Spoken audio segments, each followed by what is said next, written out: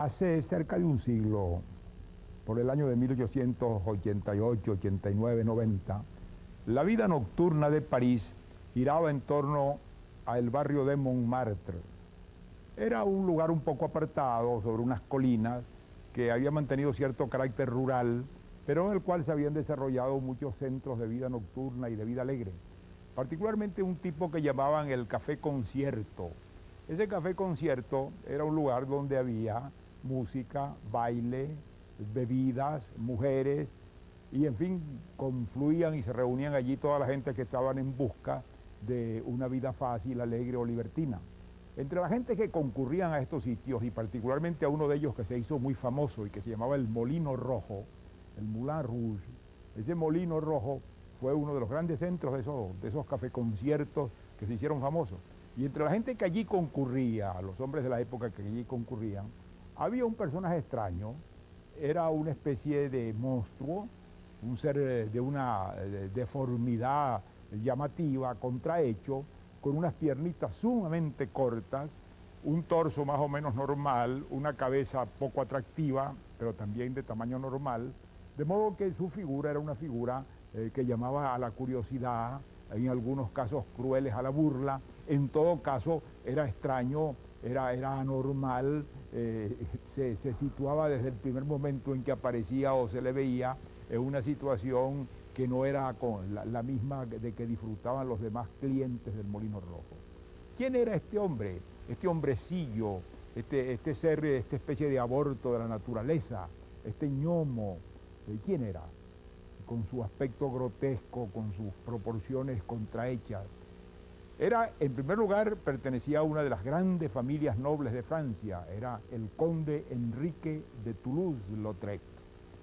Esta familia era una familia muy poderosa, de la más grande nobleza francesa del sur de Francia, que en la Edad Media habían sido prácticamente señores soberanos de la región, los condes de Toulouse desde las cruzadas, y por lo tanto eran de las gentes más poderosas y ricas de la nobleza francesa.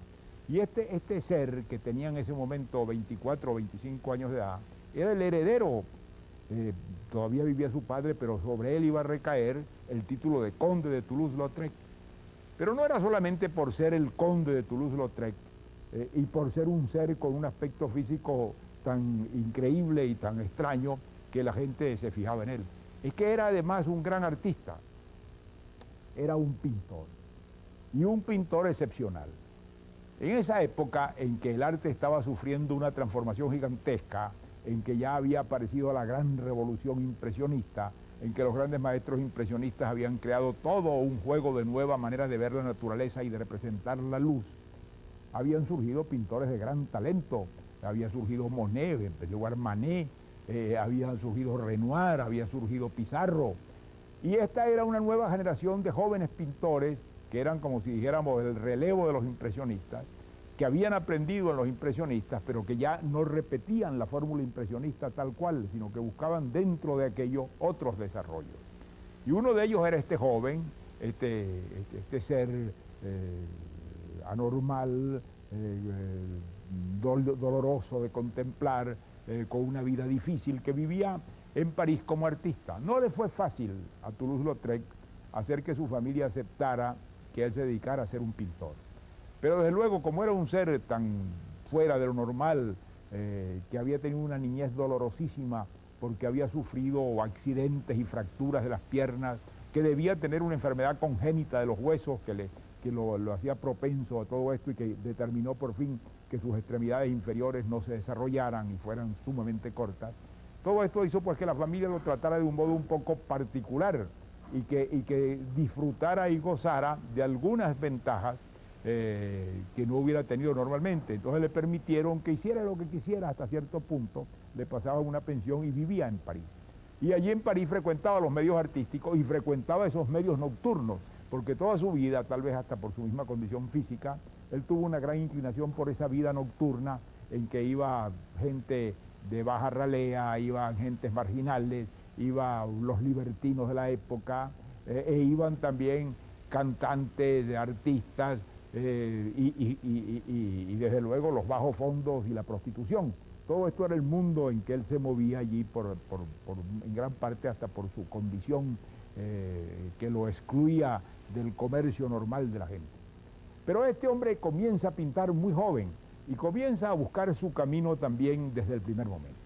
Él va a ver el mundo que lo rodea, pero ya él no se va a ocupar de continuar la fórmula impresionista. Los impresionistas se habían descubierto que la luz era una cosa muy distinta a la que en los talleres pintaban los pintores académicos, que la luz tenía una condición dinámica, vibrante, cambiante, que no había sido expresada nunca por la pintura y que ellos querían expresar. Por lo tanto, ellos tenían una nueva manera de ver la naturaleza, de ver el aire libre como no se había visto nunca, de verlo en esa vibración del color y en ese cambio continuo que la luz introduce en la forma, y introduce en el espectáculo de lo natural.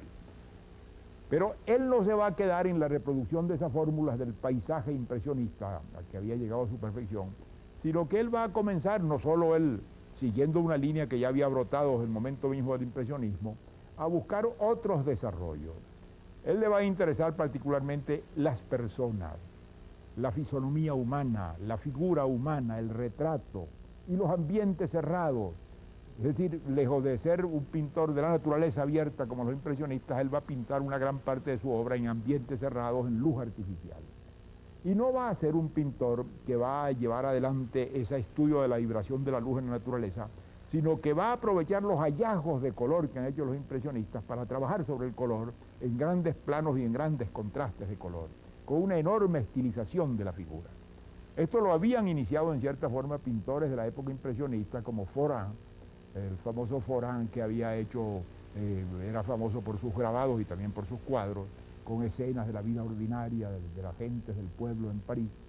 Y lo había hecho también un pintor muy fino y muy extraño que aparece entre los impresionistas, que es Degas. Degas había comenzado a pintar aquellas bailarinas con unos colores increíbles, aquellos cuadros de interiores de teatro en el que él llegó a ser un creador extraordinario. De modo que había un camino por allí y es por ese camino por el que se va a lanzar Toulouse-Lautrec. Él va a comenzar a pintar interiores, él va a comenzar a pintar cantantes, escenas de teatro, escenas de baile, escenas desde luego de café concierto y particularmente el Moulin Rouge, la gente que iban al Molino Rojo, los famosos personajes que allí se codeaban, que allí se encontraban en la tarde y en la noche. Y ese tema él lo va a tomar y a retomar muchísimas veces. Y desde luego va a personificar allí a ese bajo mundo y a esa especie de figuras familiares de ese ambiente en el que él se movía y que él va a transformar en temas de gran pintura. Pero él va a hacer otra cosa que es muy importante. En ese momento comenzaba a desarrollarse con cierta importancia el arte de la litografía. La litografía se conocía desde hacía mucho tiempo, pero se había utilizado de una manera un poco al margen de las artes. Nadie la consideraba como un arte, la consideraban como un medio gráfico de reproducir cosas, de sacar muchas copias de un grabado, pero utilizarla como un medio propio, con un valor artístico auténtico y original, eso no se había hecho. Y uno de los primeros que lo hace, y probablemente el que abre el camino para que la litografía se convierta en un arte, es Toulouse-Lautrec. Y él lo hace de un modo espontáneo, él está rodeado de artistas, de pintores, de escritores, de poetas, de hombres que publican revistas, de gente que monta espectáculos de teatro y tiene que hacer afiches para anunciar esos espectáculos, y él los va a dibujar en colores y a pintar en colores en planchas litográficas. Y en esto va a crear un lenguaje nuevo, porque claro, la libertad que le permite el medio, él la aprovecha a fondo. Él va a hacer unas litografías en que él va a deformar y a estilizar la figura humana de un modo increíble, en que va a hacer unos contrastes de colores de una riqueza extraordinaria con colores planos puestos uno junto al otro, y va igualmente a crear una especie de armonía de la composición vista desde los ángulos más inusitados. De modo que todo esto conforma el gran camino que abre Toulouse-Lautrec a las artes gráficas y particularmente a la litografía y al grabado. Él es uno de los grandes creadores de un nuevo lenguaje en esa forma. Pero desde luego no es esta toda su obra. Él es un pintor, esencialmente un gran pintor, y su obra está en esa pintura. Esa pintura la va a realizar en un periodo relativamente corto de su vida.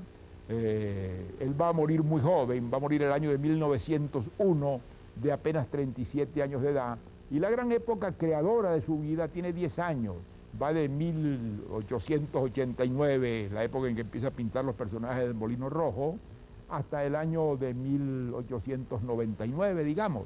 En esos 10 años se concentra la mayor parte de su muy numerosa obra de pintor y lo más original de toda esa obra, una obra que no se parece a la de nadie, una obra que tiene una personalidad extraordinaria.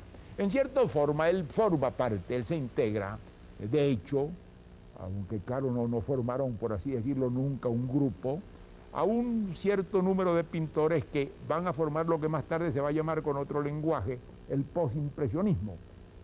Está desde luego Toulouse-Lautrec, está Van Gogh, el holandés Van Gogh, contemporáneo suyo, y que va a tener una búsqueda distinta y muy dolorosa de una expresión pictórica propia, y está un francés que es Gauguin, Paul Gauguin. De modo que Toulouse-Lautrec, Van Gogh y Gauguin constituyen una especie de tres francotiradores que reaccionan no abiertamente, desde luego, sino utilizando muchos de los descubrimientos del impresionismo, pero que abandonan el lenguaje impresionista en su expresión tradicional y se ponen a hacer búsquedas por otras vías, búsquedas que van a desembocar más tarde en el fauvismo y que serán el camino por el cual entrará la pintura moderna, también con la presencia de otra gran figura que habría que considerar aparte ella sola, que es la de Cézanne. De modo que él está en el grupo de los hombres que van a dar un nuevo paso en la riquísima evolución de las artes en ese fin del siglo XIX en París.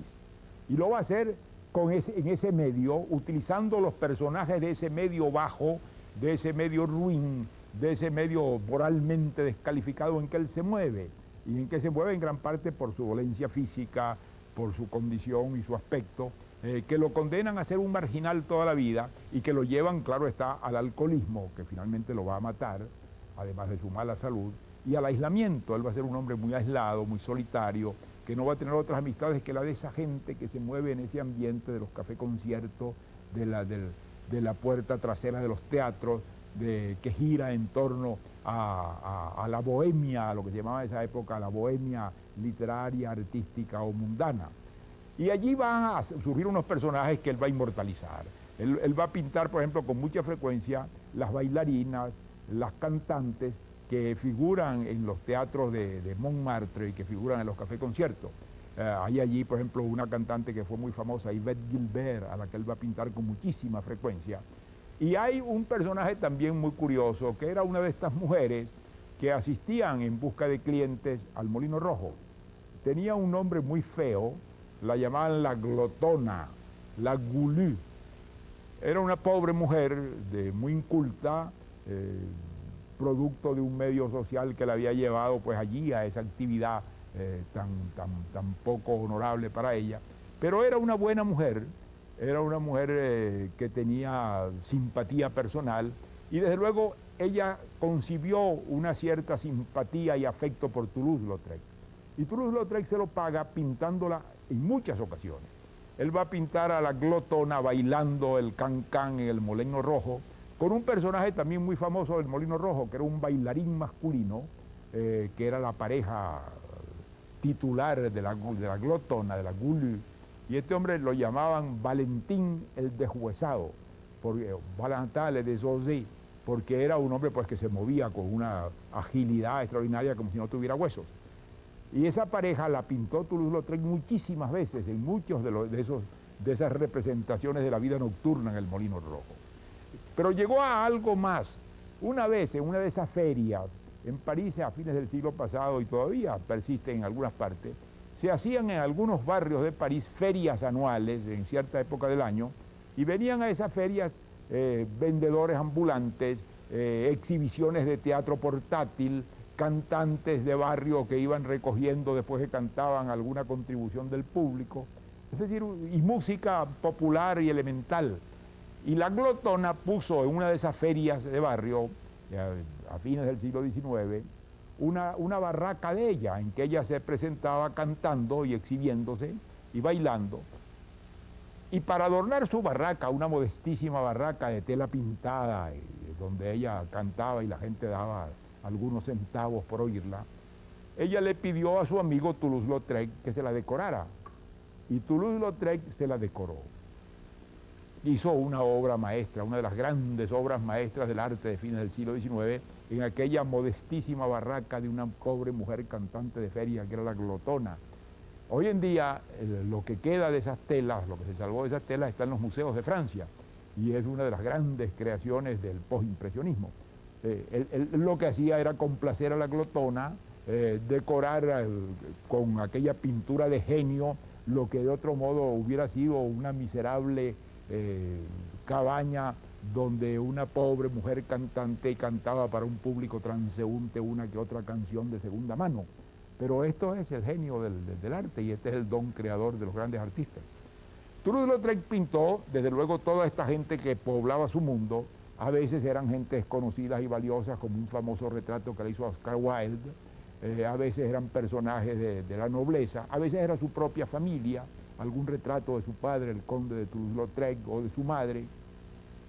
Pero otras veces era simple y llanamente toda esa especie de mundo, de bajo mundo que pululaba en torno a la vida libertina de Montmartre, que él va a pintar con extraordinario gusto y grandeza, los contrastes de color, la manera de presentar la figura humana, el don de expresión que tenía y desde luego el gusto extraordinario de la composición, hicieron de él un pintor excepcional.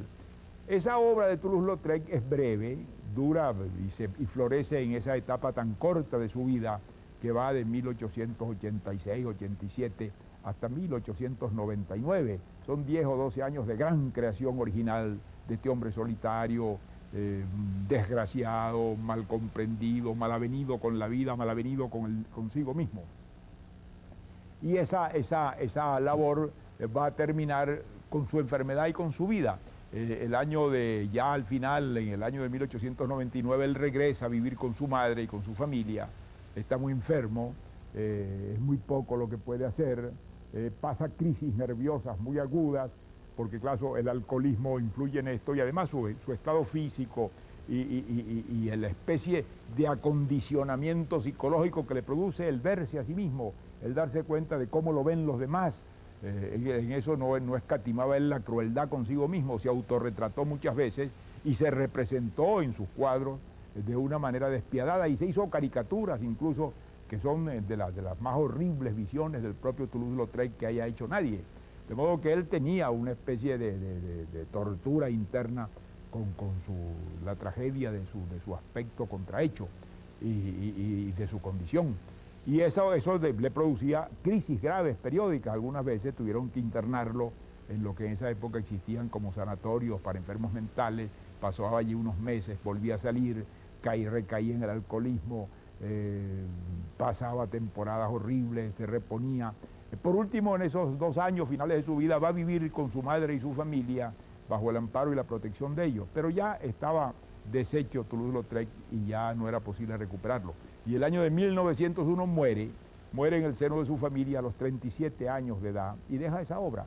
Deja esa obra que no fue reconocida de inmediato, porque desde luego el estilo de cosas que hacía Toulouse-Lautrec, el hecho de que se hubiera dedicado buena parte de su tiempo y de su creación a pintar afiches, a pintar pósters, a pintar grabados en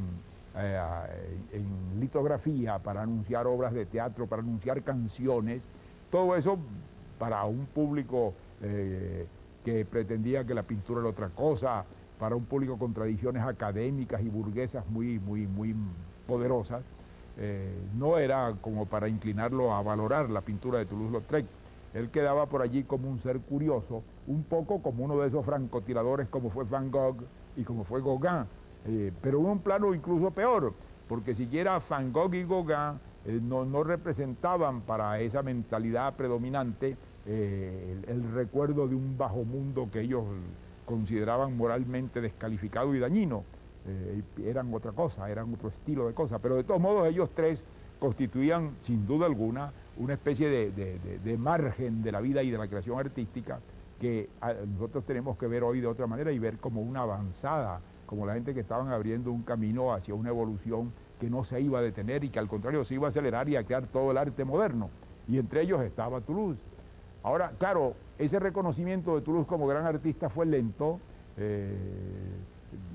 para dejar de verlo como un ser pintoresco y extraño, como una curiosidad, como una monstruosidad, como lo veían la mayoría de sus contemporáneos entre piedad y burla, tomó tiempo, pero ese tiempo no se perdió. Hoy en día Toulouse-Lautrec está considerado como uno de los grandes artistas de esa gran época de creación y transformación del arte que fue el final del siglo XIX.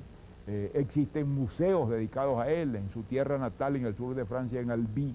Hay un gran museo Toulouse-Lautrec donde está una gran parte de su obra, y en todos los grandes museos de Francia y del extranjero, entre las grandes obras de los pintores del siglo XIX, está indudablemente en primer plano las obras de Toulouse-Lautrec. Es que además es una pintura muy grata de ver. No solamente es una pintura de gran calidad, sino que Toulouse-Lautrec, porque pintaba la vida, porque pintaba lo que lo rodeaba, porque pintaba ese espectáculo de aquella gente que concurrían a los café conciertos de su tiempo. Esa pintura está hecha con un sentido humano muy importante que continuamente aparece. Él lo que pinta son cantantes, prostitutas, mujeres tristes, y todo eso se trasluce en el ambiente de su pintura y en lo que pudiéramos decir el contenido moral de esa pintura. Además es muy grata de ver. Muy pocos pintores han manejado la composición y el color con el gusto, el refinamiento y la inventiva con que lo hizo Toulouse-Lautrec. Uno se sumerge en aquellas visiones y en aquellas imágenes con un placer de los ojos, con un placer de los sentidos, con un placer estético tan puro, tan simple, tan directo, que es verdaderamente incomparable y que se debe sin duda alguna no solamente al genio de Toulouse-Lautrec, sino al muy peculiar modo que él tenía de ver las cosas y de representarlas, de deformarlas, porque él las deformaba en una estilización muy poderosa, y además por el gran sentido decorativo que tenía en los contrastes de colores. Creaba unos contrastes de color absolutamente audaces, inusitados, que abrieron el camino luego, claro, para muchas cosas que ocurrieron en la evolución incontenible de la pintura. Pero sea cual sea el motivo por el cual nos acerquemos a él, es sin duda alguna una gran fiesta la que le ha regalado a la humanidad a este pobre hombre que tanto sufrió, este ser contrahecho, maltrecho, maltratado por la vida y por la naturaleza, y que sin embargo no tuvo amargura en lo que creó. Creó una pintura que es una pintura llena de vitalidad, llena de simpatía humana, sin amargura en casi ninguna de ellas, aunque muchos de aquellos seres que él representa son seres dolorosos que pertenecían a una vida dolorosa, y una vida dura como la glotona, pero uno no ve a la glotona y a Valentín el deshuesado, sino en un acto de gracia de bailar la cuadrilla o el cancán, en aquel ambiente en que desfilaban con un aire indiferente estos señores que ocasionalmente descendían a aquel mundo en busca de un rato, de una diversión poco edificante. Esta es la importancia que tiene Toulouse-Lautrec y que corresponde mucho a su tiempo y a su momento. Él es un gran intérprete de ese momento de transición, de ese momento que además tiene un contenido muy importante, que es el momento en que la conciencia literaria y artística de Francia se vuelca un poco sobre sí misma. Es el momento, no hay que olvidar, en que Zola está realizando su gran obra de denuncia social. Es el momento en que la novela realista tiene su apogeo en Francia, y es al mismo tiempo el momento en que se prepara una de las más grandes transformaciones de la creación pictórica que haya conocido nunca la humanidad. En el centro de esto, como personaje muy importante de ello, está este ser doloroso, contrahecho, grotesco, que estaba dotado de un gran genio pictórico, que era Enrique de Toulouse-Lautrec. Muchas gracias y hasta la próxima.